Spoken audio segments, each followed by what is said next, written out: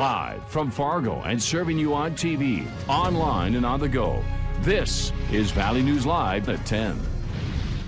Some of America's coronavirus hotspots are starting to see new cases come down, but others are now emerging. Our national investigative team looks at the changing trends and the 5 phases of a pandemic. Here's Investigate TV's Lee Zurich with our COVID-19 tracker. As we travel through time, you can see the number of COVID-19 cases in our country growing. The darker colors indicate more positive cases per capita. And as we go from 3 weeks ago to 2 weeks to last week to today, you can see the virus traveling through most of the country. To look at hotspots this week, we compared the number of positive cases in a metro area from the last 7 days and compared them to the total the prior 7 days. We're seeing significant increases in the Bowling Green area, around Montgomery, and near Green Bay and Des Moines. And with decreases, New Orleans, Shreveport, and Savannah all had more than 50% drops in new cases. Yes, I think our social distancing interventions have had an impact, a positive impact. Despite the negative impact on our community, I think we have mitigated catastrophic loss of life. Dr. Gerald Parker directs Texas A&M's Pandemic and Biosecurity Policy Program. He says a pandemic has 5 stages. The first, containment, which ended in February. Parker says that's when we try to slow the spread with efforts like travel restrictions.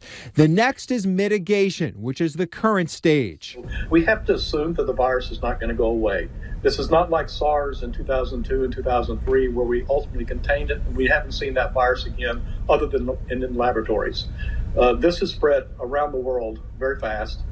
And we just must assume it's not going to go away. Then Parker says we go back to what he calls containment pre-vaccine.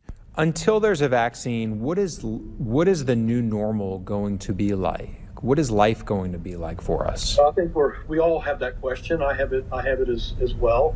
But I believe actually in the innovative spirit and entrepreneurial spirit of our small businesses, and I think they're going to come up with solutions that we're not even thinking about right now to begin to reopen and phase the reopening of our economy and industry. Parker says the next stage is when a vaccine is available, followed by the last stage, what he calls the most important, preparing for the next pandemic. But in the future, we must take pandemic preparedness as a national security priority. So the bottom line, to me, that's one of the most important phases, is preparedness, so this never happens again. New York, New Orleans, and Detroit remain the top 3 spots for total confirmed cases per capita. But our analysis also shows all 3 in the last week did show improvement in new case rates. North Dakota is now reporting 28 new cases of COVID-19 for the day. That brings the total to 396. 14 people are in the hospital battling the virus, and the death toll remains at 9. More than half of the new cases reported today are from Cass County. The others are mostly in Grand Forks, Stark, and Burleigh counties. Governor Doug Burgum today is encouraging people to get tested and for hospitals to allow it. The governor says he needs a clearer picture of what's happening in the state so we can reopen. Minnesota is reporting a jump in COVID-19 cases with 103 new ones today. That brings the total to 1,912. The death toll increased by 7 for a total of 94 people. 213 people are in the hospital, 103 of those in the ICU. But more than half of the total cases have now recovered. The state lists 1,020 people as recovered.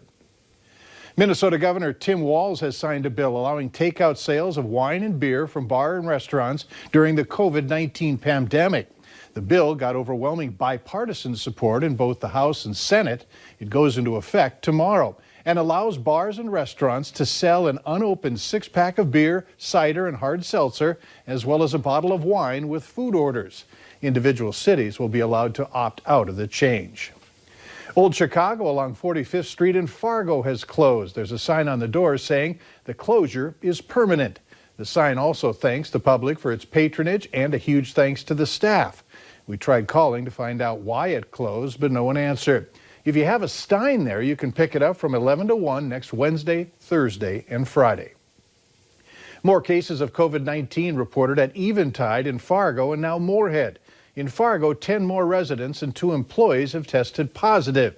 They had their first resident case confirmed last Friday, then tested the entire unit. The 12 new cases were confirmed yesterday and today. And tonight we confirmed that 1 new case has been reported at Eventide in Moorhead. No one is hospitalized at this time.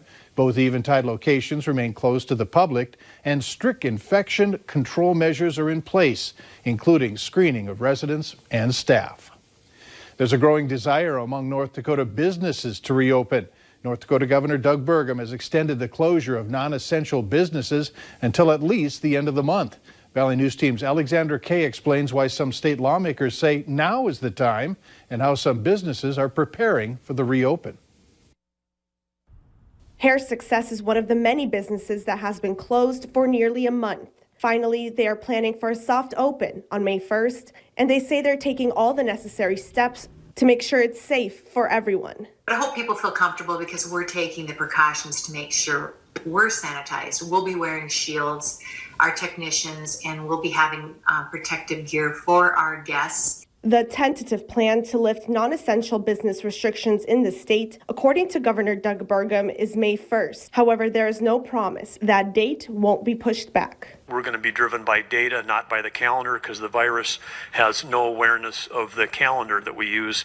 The decision to push back the opening day has been met with opposition, not only by some business owners, but by several North Dakota representatives who say that for small business owners, every day closed can prove to be detrimental. North Dakota as a state, we're in a position where we can reopen and we can get our economy moving and try to minimize the economic damage that's going to come as a fallout from this situation. Representative Tom Kading, along with 12 other lawmakers, sent Governor Burgum this letter on Tuesday, saying that hospitals are not being overwhelmed and it's time to let businesses open up. We need to look at some of the other factors, like getting the economy running again and making sure, so many small businesses out there aren't losing their jobs. For Brown, she says she respects the governor's decision and will take it one day at a time. In Fargo, Alexandra Kay, Valley News Live. Governor Burgum did not respond publicly to the letter. In his step-by-step reopening plan, he outlines needing to have widespread rapid testing, have more than enough personal protective equipment, and also new standard operating procedures for businesses. President Donald Trump has announced a relief program for farmers and ranchers hit hard by the pandemic. As noted during today's White House task force briefing, the coronavirus food assistance program will pour billions of dollars into the ag sector. The USDA will be purchasing $3 million worth of meat and dairy products to distribute to Americans in need through food banks. This comes as a major disaster declaration has been declared for all 50 states and territories for the first time in American history. I think America now knows that more than ever, that the wholesome food that our families depend upon and starts with America's farmers and ranchers. Agriculture has been hard hit like most of America with the coronavirus, and President Trump is standing with our farmers and all Americans to make sure we all get through this national emergency. Trollwood Performing Arts is canceling its 2020 season because of the COVID-19 crisis. This includes all arts educational programming and all performances of Rodgers and Hammerstein's Cinderella, which was scheduled for July. Kathy Anderson, the executive director, called it a heartbreaking announcement for them to make. The Trollwood office will contact patrons who have purchased group sales for Cinderella with further details, and all registered students will be contacted regarding registration logistics.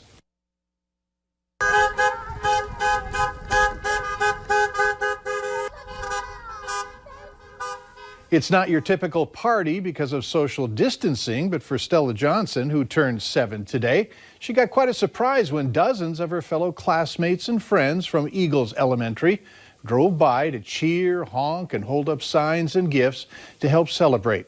Tonight's celebration performed double duty as Stella's older sister, Avery, had her 11th birthday this week as well.